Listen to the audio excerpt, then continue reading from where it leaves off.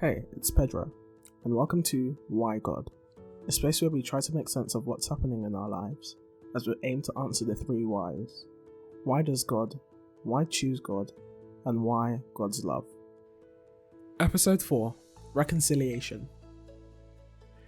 In my walk with Christ, there have been times where I've been involved in disagreements and I've had to rebuild bridges that have been torn down. Friendships would seem to be going well, and then one petty argument would split the group in half, causing us to turn quite bitter towards each other. In the heat of the moment, we would say things we really didn't believe just to stir the situation and to get people on our side. After all, they should have listened to me in the first place, and none of this would have happened, so then I had to do whatever was necessary to prove that I was right. At the time, it felt right to do these things, just so I could have the status of someone who would never back down from an argument. But what I failed to realise at the time was that my attitude within all of these arguments made me lose sight of what my duty truly was as someone who wanted to follow Christ. All of the curse words, indirects in social media and dirty looks may have been entertained by my friends at the time, but it most certainly didn't complement my faith with God. But why did God place those problematic people in my life? Why does He allow us to interact with these people, causing us stress and wasting time, wishing that we were never placed in these environments? We're left angry, annoyed, and almost inconsolable, as the only words we can utter from our lips through pure rage is just, why, God?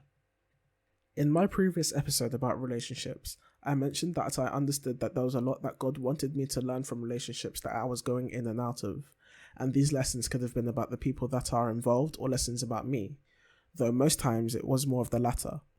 And those same principles still apply here. In every argument, there was a lesson to be learned. Some of these lessons are about us, and some of these lessons are about other people involved in these disagreements. And most of the time, the lessons that we should aim to gain from these arguments is how we respond to those who are angry with us in these disagreements, and how we deal with ourselves when we are angry with one another. A lot of the time, we get blinded by our anger for other people, forgetting how we should truly act as people trying to develop a relationship with Christ. It is undoubtedly true that we will come across people who are only there to try and test our patience, and that's the one thing we should focus on when we find ourselves in these disagreements: our patience. Patience will be the defining factor in how effective and efficient we are when we attempt to reconcile with each other. We must take time to understand each other and work on solving the problem at hand, and not glorify the internal rage that we may have for one another.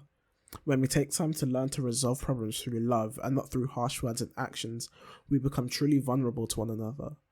A vulnerability that attracts the need for an attachment of love, a love that persuades us to be beacons of light and not pillars of salt. Proverbs 14 verse 29 says, "Whoever is patient has great understanding, but one who is quick-tempered displays folly." Another word for folly is foolishness, so you see the Bible is very clear in saying that quick-temperedness gets us nowhere in the eyes of God. Being quick to anger only encourages foolishness, which is something that I can certainly attest to. But when we are patient with one another, we allow ourselves to have space for understanding. And the greatest example we can look at for what being patient looks like is in fact the love and character of our Holy Father.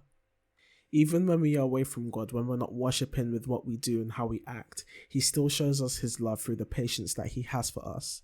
We may find ourselves looking for things away from God, but God is still looking over us and protecting us and loving us so that we can have the chance to love Him, not for His sake, but for our sake, for His glory.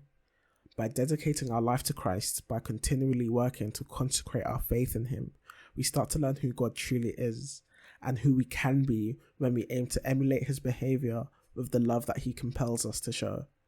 We cannot learn how to be patient and peaceful people without learning about love Himself. And with that being said, I'd like you to take this away with you.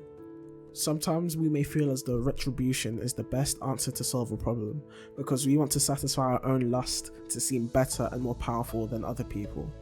And this is what the culture of retribution does. It makes more problems than it solves.